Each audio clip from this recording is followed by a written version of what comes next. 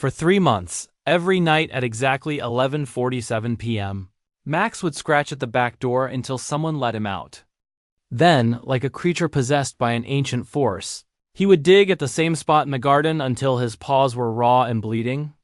The Johnson family thought their beloved golden retriever had completely lost his mind. Sarah Johnson pressed her face against the cold kitchen window, watching her dog tear frantically at the earth with an intensity that defied explanation. The moonlight cast eerie shadows across their suburban backyard, and Max's desperate whimpers echoed through the stillness like the cries of a tortured soul. His golden fur was matted with mud and debris, his eyes wild with an urgency that sent chills racing down her spine. "He's doing it again," she whispered to her husband David, who stood behind her with a steaming cup of coffee clutched in his trembling hands. Dark circles rimmed his bloodshot eyes. Nobody in the house had slept properly since Max's inexplicable obsession began 3 months ago. David set his cup down with a heavy sigh that seemed to carry the weight of their collective exhaustion. "This can't go on, Sarah. Look at him. He's literally destroying himself out there." Through the frost-covered window, they could see Max's paws bleeding as he clawed deeper into the frozen earth. His breathing labored but utterly determined. The strange behavior had started on a seemingly ordinary Tuesday night in September. Max had always been the perfect family dog, gentle with their 8-year-old daughter Emma, protective but never aggressive, obedient to a fault. For 4 years, he had been their constant companion, sleeping peacefully through the night, playing fetch in the yard during lazy afternoons, and greeting each family member with enthusiastic tail wags. Then something changed. Something invisible yet powerful had taken hold of their dog. Something that would reveal a truth so shocking it would make headlines across the entire country. Dr. Rebecca Martinez, their trusted veterinarian for over 6 years, had never encountered anything quite like Max's condition. When they brought him in after the first week of relentless digging, she ran every conceivable test. Blood work revealed perfect health markers. X-rays showed no signs of physical abnormalities, and comprehensive neurological exams came back completely normal.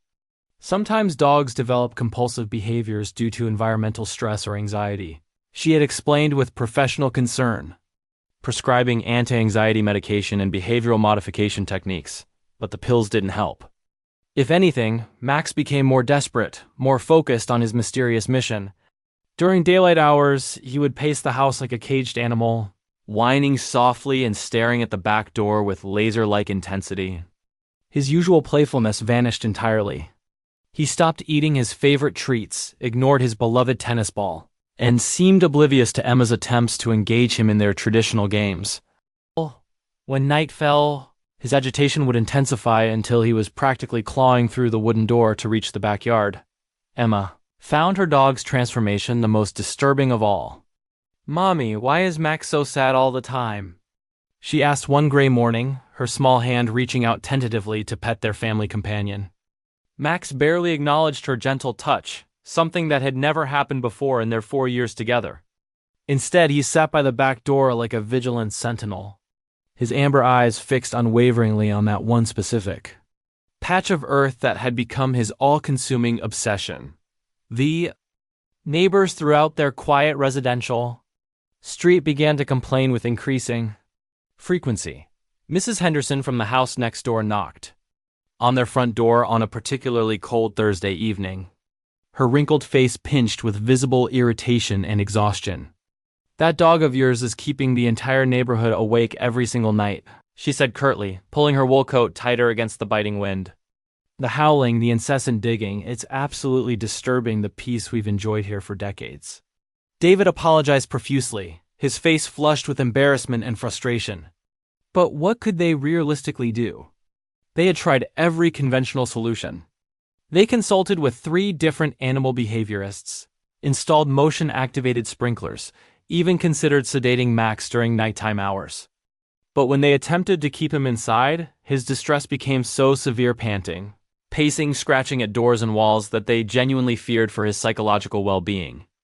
The once happy Johnson family found themselves at their absolute breaking point. Then came the night that would forever change their understanding of the bond between humans and animals. It was December 15th, exactly 3 months to the day after Max's mysterious digging ritual had begun. A fierce winter storm had been battering their small town for hours, with winds howling like vengeful spirits and ice-cold rain, pelting their windows with such force that the glass seemed ready to shatter. Most sensible creatures, both human and animal, were seeking warm shelter from the elements. But not Max. At precisely 11:47 p.m., he began his usual desperate scratching at the door, but tonight felt fundamentally different. Tonight, his whimpers were laced with pure, unadulterated desperation that seemed to emanate from his very soul. Sarah found herself standing at the door, her trembling hand hovering over the cold metal handle, tears streaming freely down her pale cheeks. "I can't watch this torture anymore," she sobbed to David, her voice breaking with 3 months of accumulated emotional exhaustion. "Whatever's buried down there, whatever he's desperately trying to find, maybe we should just dig it up ourselves and end this nightmare." David had been wrestling with the exact same thought for weeks, but the rational, logical part of his mind had continued to resist such drastic action. What if they found absolutely nothing? What if this was all psychological, some kind of canine mental breakdown, and they were simply enabling a dangerous obsession that could harm their beloved pet? But looking at his wife's tear-stained face and witnessing their dog's obvious anguish night after night, he made a decision that would haunt and simultaneously heal their family forever. "Tomorrow morning," he said with grim determination. "Tomorrow we dig up that spot and solve this mystery once and for all." The next morning dawned gray and overcast, matching the family's somber mood. David drove to the local hardware store and rented a small excavator, explaining to the curious clerk that they were dealing with a landscaping project. Emma watched anxiously from her bedroom window as her father began carefully removing layers of soil from the exact spot Max had been obsessing over for 3 long months. The dog sat perfectly motionless for the first time since September, his entire body rigid with anticipation as he watched the machine methodically work. 1 foot down, nothing but dark, rich earth and the occasional earthworm. 2 feet down, still nothing but soil and small rocks. At exactly 3 feet deep, David's metal shovel struck something solid with a distinct metallic clang that echoed across their entire yard. Max immediately let out a bone-chilling howl that seemed to originate from the very depths of his soul, a sound none of them had ever heard him make before.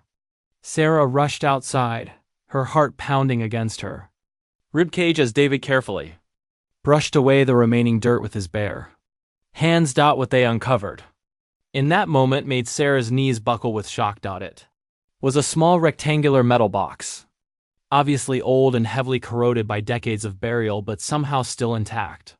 David's hands trembled uncontrollably as he lifted the mysterious container from its earthen grave, and Max immediately began pawing at it with urgent desperation, whimpering with what could only be described as overwhelming relief. The dog's entire demeanor had transformed instantaneously. The frantic desperation was gone, replaced by an almost human-like urgency to open the ancient container. With Emma now standing outside and clinging fearfully to her mother's leg, David carefully pried open the rusted metal latch with a screwdriver. Inside, wrapped in what had once been clear plastic but was now yellowed and brittle with age, were several old photographs. The images that emerged took Sarah's breath away completely. The first photograph showed a young soldier in crisp military dress uniform, standing proudly beside a golden retriever that looked remarkably, impossibly similar to Max. The second photo depicted the same soldier and dog in what appeared to be Afghanistan, both covered in desert dust, the man's muscular arm wrapped protectively around the dog's neck as they stared directly into the camera with eyes that held untold stories of warfare and unbreakable brotherhood. But it was the third photograph that made Sarah gasp audibly and caused David to stumble backward in complete disbelief. It showed their exact house, but it appeared different, older, with subtle architectural details that had been modified over the decades. In the foreground stood the same young soldier, but this time he wasn't wearing his military uniform. He looked emotionally exhausted, aged far beyond his chronological years, and the golden retriever beside him appeared to be either the father or grandfather of the dog that was now pawing anxiously at David's muddy, Boots. At the very bottom of the weathered box lay a handwritten letter, yellowed with age but still completely readable. David's voice cracked with emotion as he read the faded words aloud to his stunned family. My name is Staff Sergeant Michael Chen. And if you're reading this letter, then somehow Rex has found his way home to this special place. I buried this box here in November 1993, just before I deployed overseas for what would be my third and final tour of duty. This particular spot in the yard was Rex's absolute favorite place in the entire world, our yard, our home. We lived in this house from 1990 to 1993, and Rex would dig here every single day without fail, burying his favorite toys and treats like precious treasures. Sarah felt the entire world spinning dizzily around her as the implications of these words sank in. This was completely impossible. Max was only 4 years old. How could he possibly possess knowledge about something that had been buried decades before his birth? The letter continued with heartbreaking detail. Rex saved my life more times than I can possibly count during our deployments overseas. He detected hidden explosives, warned me of enemy ambushes, and pulled me to safety when I was wounded by shrapnel in Kandahar. When we finally returned to civilian life, Rex never quite adjusted to the peaceful reality of suburban existence. He would dig in this exact spot every night, like he was desperately trying to bury the traumatic memories of warfare. I buried these photographs here because I couldn't bear to look at them anymore, but I couldn't bring myself to throw them away either. They represented everything Rex and I had experienced together, the horror, the brotherhood, the unbreakable bond forged in combat. David's hands shook violently as he read the letter's devastating final paragraph. If someone discovers this time capsule, please understand that Rex was the most loyal, brave, and loving companion anyone could ever ask for. He died peacefully in this very yard in December 1993, still digging in his favorite spot until his final breath. I moved away shortly afterward, unable to face the constant reminders of our shared memories. But I always believed deep in my heart that Rex's spirit remained here, faithfully protecting this sacred place where we spent our happiest moments together.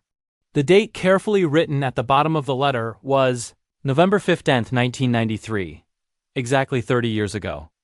Almost to the precise day, Emma was the first to break the stunned silence that had fallen over their small family gathering, her innocent young voice cutting through the profound mystery like a ray of sunlight. Mommy, she asked with the pure wisdom that only children possess, is Max really the spirit of Rex coming back home? Sarah knelt down on the cold ground and wrapped her arms tightly around Max, who had finally stopped his desperate pawing and was now sitting calmly beside the open box for the first time in 3 months.